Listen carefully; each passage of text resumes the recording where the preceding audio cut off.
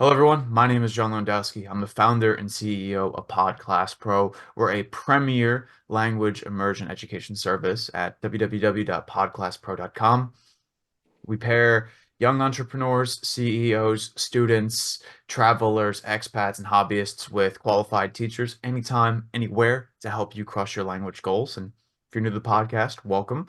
If you are not, well, maybe you'll recognize the one guest with me. We have Steve Trail here, who is our digital coordinator who helps set up these podcasts, as well as one of our premier English language coaches. And in the last episode, we discussed a little bit of testimonials with some people that we have interacted with in the past that we've helped learn English. And today, thankfully, we are joined by one. We have Ibrahim Alothman here, who is a good friend of ours. We lived with him for quite a while, and he's here to tell his story about how immersive training, by learning through talking to people, learning through casual conversations, and getting into situations where you need to use a language, really helped him improve his speaking ability and integration here in the United States. So, turn the floor over to Mr. Alothman. How are you doing today, my friend? Good. Pleasure to be here today, John. Thanks so much. I'm really honored to be in this podcast. Doing great, man. It's just Christmas now, just sitting home today. I'm off and things going well, looking back to work tomorrow. Things going good so far. Absolutely. So, well, Steve, shall we start off a little bit about his background? What do you think? Ibrahim, we met you um, sophomore year of college, right? And Hmm. you pretty quickly we learned you were from Kurdistan of Iraq, and you were just you'd been in the United States for a few years, but your English was something that we all kind of worked on together, and Hmm. that's kind of helped us in our physics class. Remember, we talked about that, and I think there were a couple times when you needed help on some words and stuff. Like I needed help too on the math, so you helped me out on that. So it was great. It was like a mutual benefit. Right now, absolutely. Just give you guys, a quick background. I've been in US more than 6 years now, but when I was in Geneseo, which was like 4 years ago, I was been only US for less than 3 years, pretty much. And when I first met you guys before, like I was speaking English, but I was just learning through work. I was learning through through community college. But when I came to Geneseo and I guys, met you guys, I met you the first couple of weeks actually.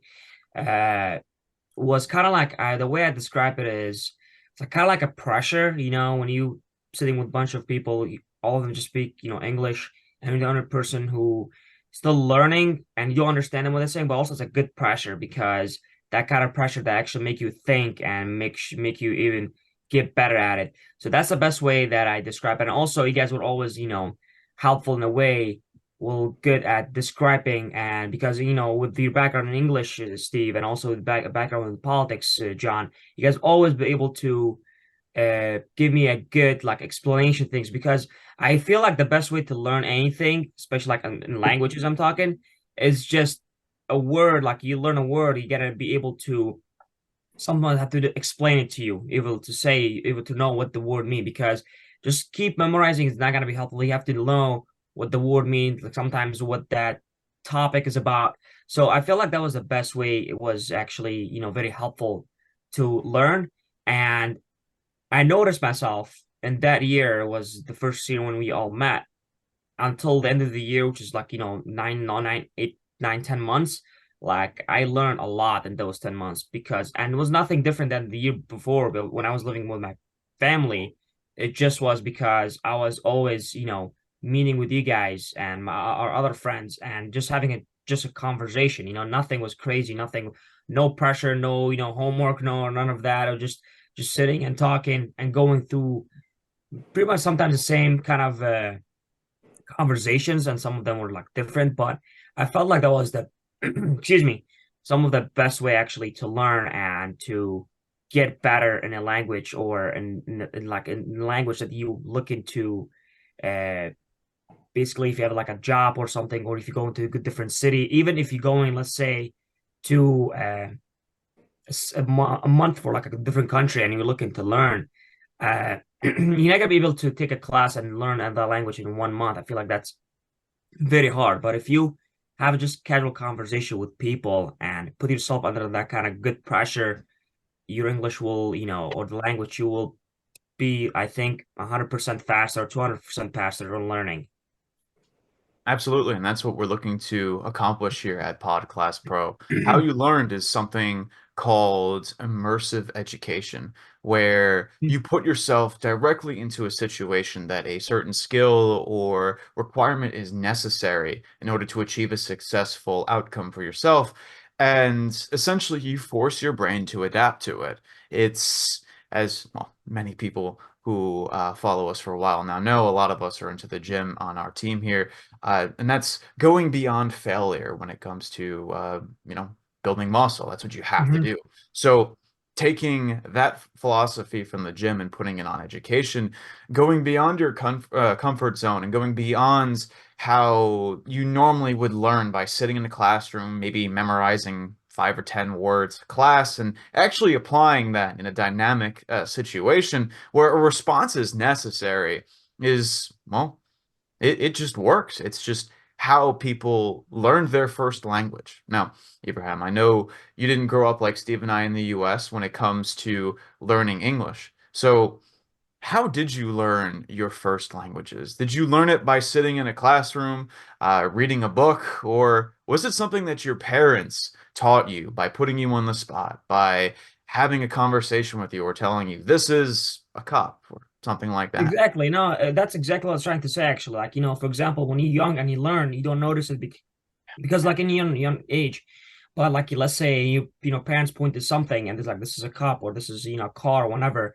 and the same thing actually that's I learn English. I remember when you guys like point me to the things like that's what I'm talking about, like that's what we if something I didn't know or something gets like let's talk it fast and I'm like what do you get? I get lost for a second.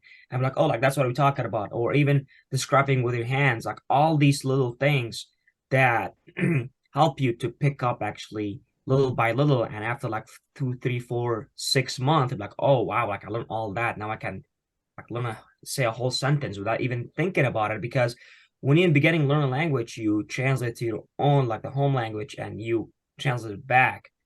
That did take a second, but now I can do that without even thinking about it. How long did it take you to develop that skill of the instant translation in your mind? I will say it depends. I mean, okay. The way I like to describe it is depends the topic and depend when I'm learning. Let's say if you talk about business or talk about sales or talk about something I'm already know about it. Uh, I'm pretty much in my brain like all these words already exist, so I don't have to spend a lot of time, translating that in my language, but in my brain. But if you go to a topic like biology or something in science or physics that I'm not very familiar with it might take me some time until because every single word or every couple words it might be something new that I never heard of it. So my brain gonna take the time to translate that. How long it took me to build that skill? Honestly, I think just I don't know, like I think I can't give you like a time frame. I will say after being in US for a year, when I started working in the grocery store, when I was a cashier, between that time I learned a lot until the first after the first year of Geneseo. That was like the first. There was 2 years. That period of time when like I learned a lot. After that, like I was still learning, but was not like very huge different. Do you have any moments where you have to pause when you're speaking, be like, hey, wait a second, did I just describe that right? Or do you feel that for most of the time, like maybe 80 or 90% or more, you're like, I'm pretty confident in what I'm saying? No, that's a good question, John. I think most of the time I know what I'm about to say and I don't have to think about it in my own language. But sometimes it depends on the topic, as I said. If the topic it's like a little bit something new to me or something that I'm not very, familiar with it, I might have to take a pause with certain words I might have to say because, certain vocabularies I might not be familiar with it. So I might take a second. But other than that, I feel like most of the time, 80, 85%, I'm just talking without even have to think about what I'm gonna say. I have to say, for coming up, I want to say around 3.5 to 4 years of knowing you, we lived with you for 2 years and Right. basically lived with you for one. I think the first year we met, we were always at your apartment, always Yeah, having these absolutely. conversations. You know, there was nothing to do when the entire world shut down. I have to say, the English from back in the day, where it was like, okay, we kind of have to, I guess, break things down a little bit more, not necessarily to like an elementary level, but to a more, I guess, straight, direct, and to the point style of speech, to now, where as the viewers can see from our dynamic conversation that we're going on, the skills are dramatically improved. Just by having these conversations, it's become night and day. And I have to say, our final year living together, right when we were all graduating, was probably the best I had heard of the English because, well, Hmm. you had to finish up your courses. You were working over at Starbucks as a barista, right? Right. Yeah, correct. I Yes. was. So you were taking orders, you were talking to people, and you basically became the manager of the place, getting everyone to move around. And now you're in sales. If that's not a testament to how immersion language education can work, then I don't really know what is. Steve, maybe you have any extra thoughts on that? Yeah, what's very interesting about immersive language learning and our own way of going about it is that what we're doing right now is immersive language learning. Like the pod class resembles this to a Mhm. T. It's an online discussion, group discussion, or one-on-one discussion. It depends, and we just talk about things. And I mean, in an actual pod class, the conversation is more guided about the language you're learning. Of course, let's say if it's Spanish or English or Korean or whatever. Um, but that's kind of why we're doing these podcasts. Is it kind of sets precedent of what people can expect. It almost like a free trial in a sense, for sure. No, completely actually. And back to what I guess said, I think uh, the most important thing actually was too. Uh, it's just you have to when you first. I mean, for me, it was like I was in the spot, so I have to put, like I wanted to learn. Of course, I want to learn a language because I want to be able to communicate with people. But I think the best thing about this course is actually, or about this, type of learning is you can, for example, let's say if you say something, John or Steve, and you say sentence, right? And there's a word that was like, oh, like that's actually it's a new word. I never heard of that one. And John said in a sentence, like I wouldn't not sure if I can use it in that. I can jump in. It's like, hey, John, what does that word mean, and how he can explain to me? Give me some examples. And I'm sure actually I remember it's so funny. Like, I better share that story because that was like 3 years ago now, but it still got stuck in my head because you used to use the word perhaps all the time, John, and I never honestly knew how to use that word. And I asked one time, I remember when he actually, I'm like, John, like he used perhaps, like how can he use that word? And he jumped in, he gave me like a couple, two, three sentences, like, oh, perhaps I can use it like, in this way. I'm like, huh. Like until now, I can remember the conversation, and it was a very simple question. Like I feel like that's the way you have to be open to learning actually, and be open to ask, not be afraid of asking questions, and feel like the combination both, between being in the spot and getting pressure a little bit in a good way, and also being open to learning and being curious of learning actually.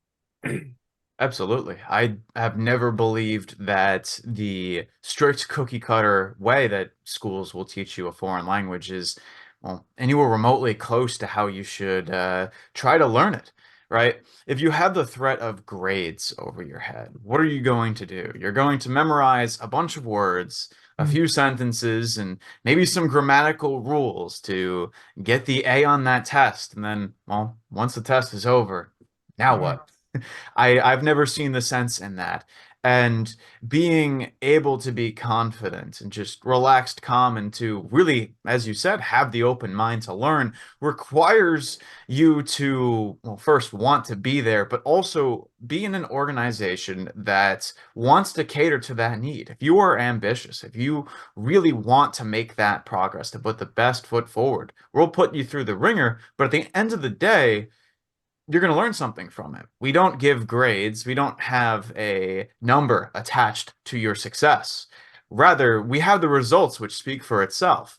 The people that come to us, we want them to be calm, cool, and collected. I remember every day that I would walk into language classes in elementary and middle and high school, and I'm not saying anything bad about the teachers I had. They were all very qualified people. They were very wonderful.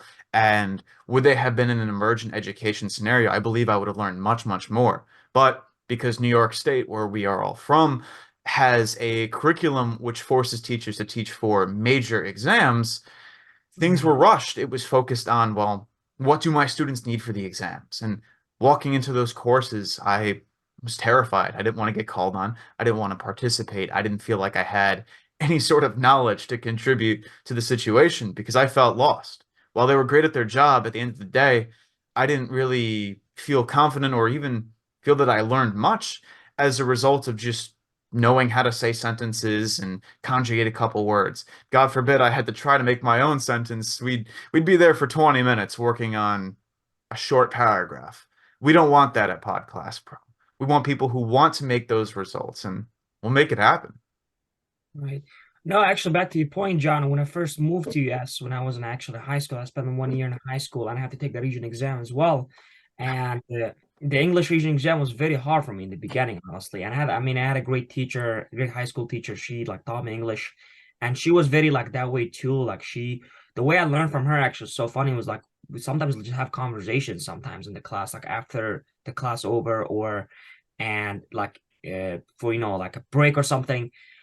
But the tough part about the English was, which is not her fault because she had to teach to the regional exam, and also we had 20 kids maybe in the class. Most of them were English, not the first language, so like the second language. So, and also I saw like how some people had a higher level than some. So it was not fair for me. It was some people that like a little bit, still new here. And also I was new too, but I was just able to pick up quick.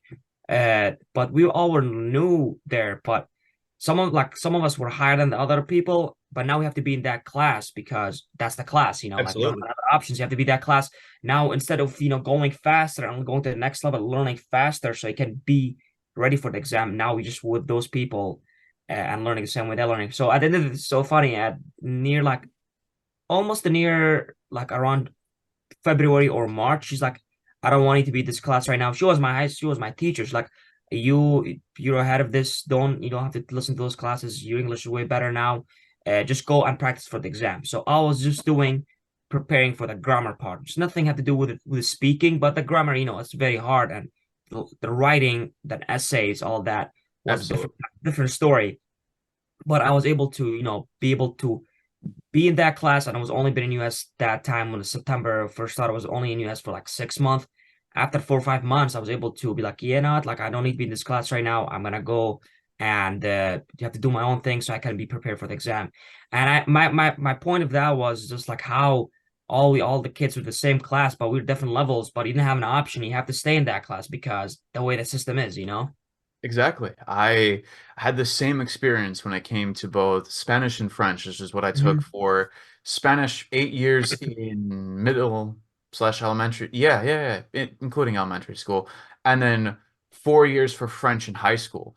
There were obviously more Spanish speakers than there are French speakers in the United States. So when I was doing Spanish for 8 years, we had people in my class that were either from a Latin American background or they had parents from Spain. So most of them either grew up speaking the language or had a pretty decent grasp on it. Then there was people whose parents at a younger age decided, oh, well, Spanish is one of the main languages spoken in the US. So they enrolled their kids in other courses. So they had a more medium level of uh, Right.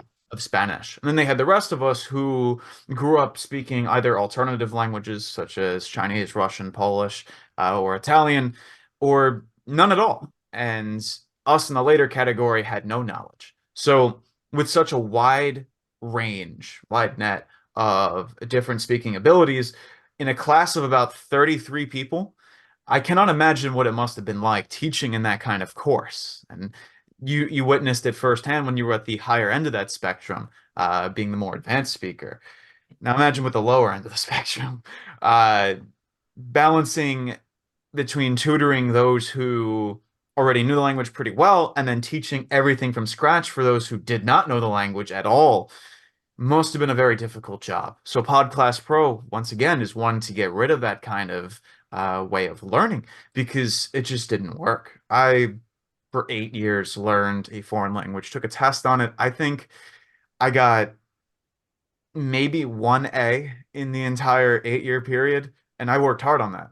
I tried my hardest, but that's not a good streak for 8 years to get 192 or something. When it came to high school with French, there wasn't as many advanced or intermediate speakers, but there still was a bunch of them in our class, largely from either French Canadian or Haitian populations within the United States themselves. And a lot of those kids quickly excelled. Those more in the middle did good as well, but the rest of us, oh, it was rough because the teachers, well, once again, an even bigger class, this time around 40, 45-ish people, if my memory doesn't fail me. It's been about 8 years since high school, but they tried their hardest when it came to tutoring everybody and making sure everyone was on the same page. As you mentioned, it's not possible. So Podclass Pro, we break things down. Whether it's a group course, which at most is 5 to 10 people of a very similar bracket in terms of skill, or a one-on-one session, we really make sure that the message gets across that we are here to help you achieve those goals, being tomorrow's alternative, but today's solution. Steve, I know we had a brief conversation about this at one point, but what was your experience with studying a language to get to that exam? I remember the exam scaring me for 4 years of high school. How did you handle this? Well, as you know, I have a big problem with standardized testing in general. And when you apply a sort of standard to something as loose and fluent and natural as language, you just create problems. Look, I even met people in high school who were or they knew Spanish, that was their native language, and they would take Spanish expecting an easy A and then do bad in the class because it's just not how you should learn or practice or apply your own skills in a language, which goes to show that there is room for genuine improvement in these areas that we are trying to capitalize on, and we are capitalizing on. So how'd you do? Terrible. Do you remember anything from your Spanish course? Merely passing grades. I think by the end I had C's, Me which too. sucks because I knew enough Spanish to like do a speaking exam pretty well. Because speaking is what most people are good at. Surprise, surprise. But when it came to quizzes, written down stuff, conjugating verbs, spelling, all that stuff, was not as efficient, or I wasn't as efficient in, let me say. You want me to conjugate 8 words? I'll do it in a heartbeat. You want me to correct a mistake in a sentence? I might have some questions for you. You want me to write a new sentence in this language? Forget about it. It's not happening. I remember the Mm-hmm. essay question for our exam, our Regents exam was, I want to say straightforward, but probably now in retrospect, it was not as hard as I was making it. I was able to pump out 8 sentences, which is about a paragraph long, according to the exam standards, for a 3 paragraph answer. I made those 8 sentences into an essay. It worked. I somehow passed it. Obviously, I graduated high school. Can't graduate without passing this exam, but we did. So the moral of the story here, I think Ibrahim would agree with this, is that this doesn't work. There has to be some sort of different method of going at your education. And I think you would also agree that the Podclass Pro standard is, well, the way forward. No, absolutely, completely. And actually, I have a similar story to you guys because before I came to the United States, we were supposed to be learning English back in home, and it was a second language. But I was from the first grade until the 10th grade, which was 10 years actually. I didn't learn that much. I learned maybe 5%. Like when I first came to the United States, I was barely speaking English. I knew the letters, of course, like because you're spending 10 years, you need to know the letters. But I didn't know put a sentence together with grammar to be correct and all that. So I have the same story as you guys. Like I feel what you guys are saying, and it's true because I didn't learn anything. I was just going to class, uh, listening to them, trying to pass the exam. That's all I cared about because if I don't pass the exam, there's gonna be some consequences. But I didn't learn until, back to that, main point is gonna be, have to have conversations and you have to, have some kind of good pressure on you that make you think and make you actually try and learn. And who were your teachers? Were they Americans? Were they people who studied in the West or that knew English as a language already? No, honestly, most of my teachers back before coming to the United States, John, most of my teachers were like from Syria or from, from when I moved to Kurdistan of Iraq. They were from there. So they were not English, not their first language. Some of them were very good at speaking English, but it's just the whole dynamic of the class. Some people are better than others. Some people are like, slower. And I was honestly, to be completely honest, I was like on the slower side. Like I was not good at it, to be honest. Like I didn't know a lot of English. I was like in the bottom, maybe 30-40%. And but yeah, they were from there, some of them really good speaking, and some of them were decent. Alrighty. Well, now you learned, and I have to say, once again, we are very proud of the progress that you have made. We met you in 2020, about 3.5 years ago, maybe four. My memory seems to fail me at this point, but I have to say, congratulations, man. So, as we're Thanks. wrapping up this Appreciate it. podcast, we just have a one final question for you. What's next? Where do we go from here? You talk about like English language wise, or talking about, Language wise, career wise, or yeah, I don't know, you, actually, moving around?